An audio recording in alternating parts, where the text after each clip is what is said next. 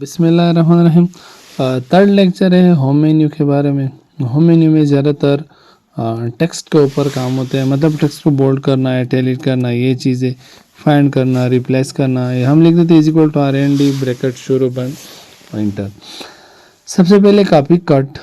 Copy इसलिए काम नहीं करते कि पहले हमें डॉक्यूमेंट को सेलेक्ट करना पड़ेगा। सेलेक्ट का मुख्तलिफ तरीके हैं। पहले तो अगर एक वर्ड सेलेक्ट करना डबल क्लिक करें, पूरा पैराग्राफ सेलेक्ट करना हो तो 1 2 3 मतलब ट्रिपल क्लिक करें। अगर जितने भी डॉक्यूमेंट है सबको सेलेक्ट करना तो कंट्रोल 1 कर दे। लेकिन अगर आपको कुछ मुख्तलिफ हिस्सा को तो आप माउस के ज़रिए इस तरह सेलेक्ट कर सकते हो। तो सबसे पहला आता है कॉपी। कंट्रोल C इसका शॉर्टकट किए। कॉपी को हमने प्रेस कर दिया गया, क्लिक कर दिया। यहाँ पे जहाँ पे भी आपका ये कर्सर ब्लैंकिंग करता हो वहाँ पे पेस्ट के ज़रिए ये लिखा ही आ जाएगा। कंट्रोल V इसका शॉर्टकट किए। दूसरा है कट। कट और कॉपी में फ़र्क क्या है? यहाँ से आप किसी भी डॉक्यूमेंट को कट कर सकते हो, मतलब वहाँ से ख़त्म कर सकते हो। दूसरा जहाँ पे भी आपका ब्लैंकिंग करेगा माउस वहाँ पे पेस्ट करो तो ये डॉक्यूमेंट वहाँ पे आ जाएगा। इसका शॉर्टकट किए कंट्रोल X। इसके बाद बोल्ड, जो भी लिखा है आप बोल्ड करना चाहते तो इसी से ही बोल्ड होता है, इसी से भी वापस अपने पोजीशन पे आ जाता है, मतलब बोल्ड ख़त्म हो जाता है। आज का जो शॉर्टकट किया वो है कंट्रोल V। इटैलिक डॉक्यूमेंट को थोड़ा टेढ़ा कर देता है और यहाँ से आप कंट्रोल I के ज़रिए इसके अप्लाई कर सकते हो, ख़त्म भी कर सकते हो। अंडरलाइन, अंडरलाइन में हम ये कर सकते हैं कि डबल अंडरलाइन, ये मुख्तलिफ डिज़ाइन है। यहाँ पे इनको आप कलर भी मुख्तलिफ कलर दे सकते हो। नहीं देना चाहते हो तो ख़त्म कर दे। इसी पे भी कंट्रोल U इसका शॉर्टकट किए। स्ट्राइक थ्रू, स्ट्राइक थ्रू में अगर सिंपल देखा जाए तो सिर्फ लिखाई के ऊपर एक लाइन आ जाता है, लेकिन इसका मतलब होता है कि अगर कोई डॉक्यूमेंट या कोई भी टेक्स्ट आपको गलत लगे अपने डॉक्यूमेंट में या किसी और ने आपको दिया हुआ है कि इसे चेक कर दे, तो हम इसी के ज़रिए इनको बता देते हैं कि ये लिखाई गलत है, मतलब कट करने के लिए, तो इसको हम ये इस्तेमाल करते हैं। स्ट्राइक थ्रू वाटर का फार्मूला अगर आपको पता हो तो कुछ इस तरह होता है H2O। ये 2 इस तरह नहीं लिखा होता है, इसको सेलेक्ट कर दे और यहाँ पे प्रेस कर दे सबस्क्रिप्ट, तो ये लिखा है नीचे आ जाता है। जूम कर दे अच्छी तरह से देख ले तो वाटर का फार्मूला इस तरह होता है। इस तरह एक और हमें मैथ्स में ये आ जाता है x² + b²। अब ये 2 इस तरह नहीं होता है तो इनके ऊपर होता है। यहाँ पे अगर स्क्वायर करना चाहते हो तो इसी को सेलेक्ट कर दे, ऊपर आ जाएगा। इस तरह इसी पे क्लिक कर दे तो यही ऊपर आ जाएगा। इसका शॉर्टकट की कंट्रोल-Shift, ये प्लस वाला जो साइन होती है = और इसका जो शॉर्टकट की वो भी यही है, लेकिन इसके साथ आप सिर्फ कंट्रोल = इसी पे क्लिक कर दे तो ये आपके पास आ जाएगा। यहाँ पे A लिखा हुआ है, ये क्या काम करता है? लिखाई को स्टाइल दे देते हैं। जो भी आप स्टाइल देना चाहते हो, जो भी डिज़ाइन देना चाहते हो, यहाँ से आप सेलेक्ट कर सकते हो। मतलब ये डिज़ाइन मैंने दे दी। इसके बाद यहाँ पे क्या है? आउटलाइन। आउटलाइन को आप कलर दे सकते हो। आउटलाइन का आप यहाँ से उनके बढ़ा भी सकते हो, यहाँ से उनको डैश आउटलाइन भी दे सकते हो। इसके बाद शेड है, मुख्तलिफ शेड आप दे सकते हो। शेड साया को कहते हैं। रिफ्लेक्शन भी है, यहाँ पे आप अपने टेक्स्ट को मुख्तलिफ किस्म की रिफ्लेक्शन दे सकते। या ग्लो है, लिखाई थोड़ा ग्लो करेगा। ये जो नंबर स्टाइल है ये इसी नंबर पे अप्लाई हो सकता है, ये टेक्स्ट पे नहीं, मतलब ABCD पे नहीं, 1 2 3 पे अप्लाई हो सकता है। इसके बाद हमारे पास हाइलाइटर है। हाइलाइटर 2 तरीके से काम करता है, मतलब पहले जो टेक्स्ट आप सेलेक्ट कर देते हो यहाँ से, इसके बाद जो भी हाइलाइटर आप प्रेस कर देते हो या क्लिक कर देते हो वो अप्लाई होता है। या इस तरह अगर आप नहीं करना चाहते हो तो यहाँ से क्लिक करें। इसके बाद जहाँ पे भी आप सेलेक्ट कर देते हो उसका जो बैकग्राउंड होगा वो हाईलाइट हो जाएगा।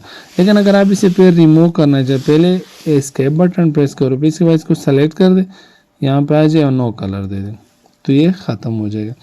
ये आपके पास फॉन्ट का कलर है या टेक्स्ट का कलर है, जो भी कलर आप अपने फॉन्ट को देना चाहते हो सेलेक्ट कर दो और यहाँ इसके बाद कलर पे क्लिक कर दो और ये हमारे पास फॉन्ट है। फॉन्ट असल में लुक होता है कि आपके लिखाई किस तरह दिखाई देना चाहते हैं, किस तरह देखना चाहिए। यहाँ से आपको इंतहाई ज़्यादा फॉन्ट मिलेगा, लेकिन जो ज़्यादा इस्तेमाल होते हैं वो तो या कैलिबरी होता है, टाइम न्यू रोमन, एरियल, ये दोनों ज़्यादातर इस्तेमाल होते हैं। लेकिन अगर कभी कभी ये इन्हीं नाम यहाँ पे नहीं आ जाते, मसलन मैं यहाँ पे टाइम न्यू रोमन अप्लाई करना तो TIME जब मैं लिख देता हूँ तो ये बाकी खुद ब खुद आ जाएगा। यहाँ पे साइज़ है, आप अपने टेक्स्ट को कितना साइज़ देना चाहते हो, कम से कम 8 और ज़्यादा से ज़्यादा 72, लेकिन आप इसे कम, इसे मतलब 1 भी दे सकते हो, 2 भी दे सकते हो और ज़्यादा से ज़्यादा आप मेरे ख्याल में 1638 तक हम दे सकते हैं। और अगर हम कोई लेटर टाइप करना चाहिए, ज़्यादातर 12 का साइज़ हम दे रहे थे। और ये यहाँ से आप इसके साथ इनका साइज़ कम और छोटा कर सकते हो। और दो तरह की शॉर्टकट की इस्तेमाल हो, कंट्रोल ये जो ब्रैकेट का जो साइन होता है उसी से भी कर सकते हैं, कंट्रोल शिफ्ट ग्रेटर और लेस देन साइन से भी आप इसकी साइज़ बढ़ा और कम कर सकते हो। यहाँ पे हमने छोड़ा हुआ था फॉर्मेट पेंटर। फॉर्मेट पेंटर क्या काम, मतलब मैंने ये लिखा है, सेलेक्ट कर दिया, बोल्ड कर दिया, अंडरलाइन कर दिया, इटैलिक कर दिया, फिर इसको मैंने मुख्तलिफ कलर दे दिया। और मैं चाहता हूँ कि ये जो फॉर्मेट या डिज़ाइन मैंने दे दिया ये बाकी भी टेक्स्ट पे इस्तेमाल हो जाए। तो यहाँ से आप थोड़ा सेलेक्ट थोड़ा ऐसा सेलेक्ट करना चाहते हो या पूरा लाइन, आपकी मर्ज़ी। फिर इसके बाद फॉर्मेट पेंटर और ये ब्रश आप जिस पे पहनना चाहते हो तो वो टेक्स्ट ऊपर की तरह हो जाएगा। जो कुछ आप यहाँ पे लिखा हुआ है, ये जो फॉर्मेट आपने वहाँ पे दिया हुआ है, यहाँ पे लिखा हुआ क्लियर फॉर्मेटिंग। मैं चाहता हूँ कि ये जो जितना डॉक्यूमेंट है इस पर मैंने जो भी फॉर्मेटिंग इस्तेमाल की, चाहे मैंने बोल्ड किया हुआ है, इटैलिक किया हो, साइज़ बड़ा ख़त्म हो जाए तो यहाँ से इस पर क्लिक करें, ख़त्म हो जाएगा। फॉर्मेट पेंटर का जो शॉर्टकट की है वो कंट्रोल शिफ्ट सी है और जिस पे आप अप्लाई करना चाहे वो कंट्रोल शिफ्ट भी है। और यहाँ पे क्लियर फॉर्मेटिंग का जो शॉर्टकट की है वो कंट्रोल इंटर है। इसके बाद ये टेक्स्ट अलाइनमेंट है, ये भी तकरीबन अगर आपने कुछ नहीं लिखा हुआ इस पे, मतलब ये लिखा है मैं इस पे क्या काम करे, सबसे पहले लेफ्ट साइड पे सेंटर पे स्टार्ट भी लिखा है सेंटर से होगा और ख़त्म भी सेंटर पे होगा। ये राइट साइड है, स्टार्ट भी राइट साइड से होगा, ख़त्म भी राइट से। ये जस्टिफाई है, जस्टिफाई में फिर भी मुख्तलिफ किस्म के होते, मतलब आप जितना भी साइज़ देना चाहते हो जस्टिफाई में। तो ज़्यादातर हम जो काम करते हैं वो जस्टिफाई पे करेंगे, जस्टिफाई लो पे करेंगे। तो इस तरह इसके बाद जो दूसरा टॉपिक है वो है स्पेस, मतलब एक लाइन या दूसरे लाइन में कितना स्पेस होना चाहिए। ज़्यादातर ये इंतहाई कम है, इसके बाद 1.15 है, 12 है, 12 भी। और यहाँ पे जो ज़्यादा हम जो हम दे रहे थे वो 1.5 होते हैं। हाँ, ये जो लेफ्ट अलाइनमेंट या सेंटर राइट, इसका जो शॉर्टकट की लेफ्ट साइड के कंट्रोल एल है, सॉरी सिलेक्शन में थोड़ा जो कंट्रोल एल लेफ्ट साइड के लिए, कंट्रोल आर राइट साइड के लिए और सेंटर के लिए कंट्रोल ई है, सेंटर के लिए कंट्रोल ई है और जे कंट्रोल जे जस्टिफाई के लिए होता है। और ये जो लाइन है या लाइन के जो स्पेसिंग है ये कंट्रोल 1 और कंट्रोल 2, बस शॉर्टकट की इसी का है, बाकी आप वहाँ से मुख्तलिफ किस्म की दे सकते हो। यहाँ पे एक और चीज़ भी है, स्पेस पैराग्राफ का space, add space before and remove space paragraph, मतलब ये एक पैराग्राफ या इसी पैराग्राफ पे मैंने डबल क्लिक कर दिया, सॉरी ट्रिपल क्लिक कर दिया। अभी फिलहाल बिफोर पैराग्राफ स्पेस नहीं क्योंकि यहाँ पे कोई भी स्पेस, लेकिन आफ्टर पैराग्राफ स्पेस है तो यहाँ पे क्लिक कर या रिमूव कर दे। तो मतलब यहाँ से हम पैराग्राफ को स्पेस दे भी सकते हैं और ख़त्म भी कर सकते हैं। ये इसका शेड है, मतलब शेडिंग जो भी बैकग्राउंड लिख कलर देना चाहते हो, लेकिन ये आप पूरे पैराग्राफ को भी दे सकते हो, एक वर्ड को भी दे सकते हो, ज़्यादा वर्ड को भी दे सकते हो। ये क्या काम करता है, सारी बॉर्डर का काम करता है। ये बॉर्डर हम एक वर्ड को भी दे सकते हैं और पूरे पैराग्राफ को भी दे सकते हैं, ये आपकी मर्जी है। लेकिन ये याद रखना कि top bottom left right side सिर्फ एक वर्ड को नहीं दी जा सकती, मतलब अगर आप यहाँ से देना चाहते हो तो सब के सब में आ जाए, मतलब चारों साइड पे आ जाएगा। बाकी यहाँ से आप मुख्तलिफ किस्म की बॉर्डर दे सकते हो। ये ड्रा टेब वगैरह जो है ये दूसरे इंसर्ट मेन्यू में, ये हम वहाँ पे पढ़ेंगे। यहाँ पे बुलेट है अपने डॉक्यूमेंट में, लेकिन इसके लिए सिलेक्शन होना चाहिए। बुलेट आपको पता होना चाहिए कि जहाँ पे भी आपने इंटर प्रेस किया हो तो वहाँ पे बुलेट आएगा, मतलब ये पैराग्राफ बेस पे आता है। नहीं देना चाहते हो तो यहाँ से रिमूव कर दे, सॉरी नो कर दे। लेकिन अगर आप अपनी तरफ से 1 2 3 पहले इस तरह का 1 डॉट स्पेस, अभी आपने ये पैराग्राफ दे दिया, सॉरी ये व्हाट इज़ योर नेम। अब मैं दूसरा सवाल लिखना चाहूँ तो इंटर कर, ये दो खुद ब खुद आ जाएगा। ये लाइन बेस पे नहीं आता है, जहाँ पे भी आप इंटर कर दो तो मतलब ये पैराग्राफ बेस पे आता है, जहाँ पे भी आप इंटर करते हो तो ये आएगा। और इसके साथ अगर आप नहीं देना चाहते हो तो सेलेक्ट कर दे, यहाँ से क्लिक कर दे और यहाँ पे नॉट दे दे। इसके बाद ये टैब है ज़्यादातर इंक्रीज इंडेंट का जो, लेकिन ये टैब के साथ काम करता है। लिखाई थोड़ा आगे जाए यहाँ से फिर वापस आ जाएगा। यह हमारे पास लेफ्ट और राइट अलाइनमेंट करते हैं, मतलब लिखाई आप कहाँ से किस साइड से लेना चाहते हो, लेफ्ट से या राइट साइड से। दूसरा जो है वो शार्ट है। शार्ट में हम अपने डॉक्यूमेंट इस तरह अगर हम 1 2 3 लिखते, इसका तरतीब हालांकि तो मैंने रैंडम दे दिया हुआ है, लेकिन अगर आप इसे शॉर्ट कर देना चाहते हो दो तरीके से हो सकता है, असेंडिंग या डिसेंडिंग। असेंडिंग मतलब 1 2 3, डिसेंडिंग मतलब अपोजिट, मतलब ज़्यादा से कम की तरफ जाएगा। इस तरह अगर आप ABCD देना चाहते हो तो वो भी आप कर सकते हो, सॉरी, उसका भी तरतीब आप ठीक कर सकते हो। इसके बाद ये मुख्तलिफ किस्म की डिज़ाइन है, स्टाइल है। यहाँ पे मैं फिर टाइप करता हूँ =RAND इंटर। ये पहला जो है नॉर्मल, जो भी हम लिख देना चाहते, जो भी हम लिख देते वो नॉर्मल में होता है। नो स्पेसिंग, यानी पैराग्राफ और लाइन के बीच कोई स्पेस नहीं होगा। हेडिंग, हेडिंग हम पूरे पैराग्राफ को सेलेक्ट करके हेडिंग पे अप्लाई नहीं कर सकते, कर तो सकते हैं लेकिन कोई फ़ायदा नहीं इस चीज़ का, तो इसलिए हमें बाकायदा हेडिंग देना पड़ेगा। मतलब मैंने लिख दिया है माई कंप्यूटर, फिर मैंने लिख दिया है MS ऑफिस, फिर मैंने लिख दिया है MS वर्ड, तो इस तरह ये 3 हेडिंग एक ही लाइन में आ गए। तो इस तरह हम कर सकते हैं कि इसको हेडिंग 1 दे दे, दूसरे को हेडिंग 2 दे दे और तीसरे को हेडिंग 3 दे दे। ये एक मेन्यू यहाँ पे मेरे ख्याल में रेफरेंस में, इसमें टेबल कंटेंट में ये काम आएंगे, फिर वहाँ से इसको तफसील से डिस्कस करेंगे। बाकी अगर हम खुद एक स्टाइल डिज़ाइन करना चाहते तो यहाँ से क्लिक कर दे, इसके बाद क्रिएट स्टाइल, स्टाइल को अपना नाम दे दे, मैं दे देता हूँ यूनिक। इसके बाद मॉडिफाई कर दे, यहाँ पे आप टेक्स्ट भी दे सकते हो, कलर भी दे सकते हो, बीच में कितना फासला होना चाहिए यहाँ से आप देखे। चलो जल्दी जल्दी बता देता हूँ।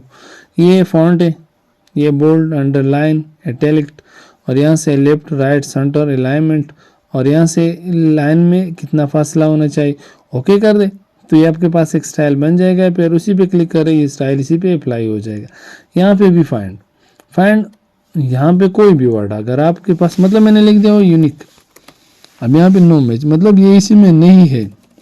अब मैं टाइप करता हूँ कंप्यूटर, तो इंटर कर देता हूँ, ये मुझे बता रहता है कि एक रिजल्ट 1 जगह पे कंप्यूटर लिखा हुआ है। इसके बाद यहाँ पे अगर हम क्लिक कर दें एडवांस पे, तो एडवांस में मुख्तलिफ किस्म की टॉपिक आ जाते हैं। सबसे पहले मैं यहाँ पे लिख देता हूँ प्रोवाइड, या चलो मैंने लिख दिया वे। एक काम हो यहाँ पे हाईलाइट, मतलब जहाँ पे वे लिखा हो तो उसको हाईलाइट किया जाए। ये देखिए यहाँ पे भी हाईलाइट हुआ, यहाँ पे भी हाईलाइट हुआ।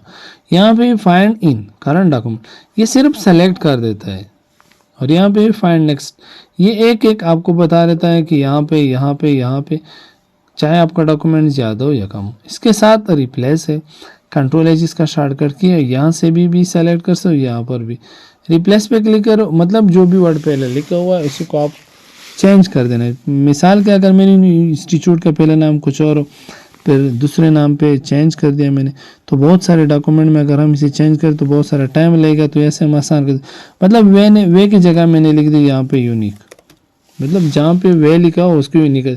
रिप्लेस ये एक एक चेंज कर दे, ये रिप्लेस साल, फिलहाल हम रिप्लेस साल पे कर देते, तो ये देखिए यहाँ पे भी यूनिक था और यहाँ पे भी वे लिखा हुआ था, तो इसको यूनिक में चेंज कर दिया गया।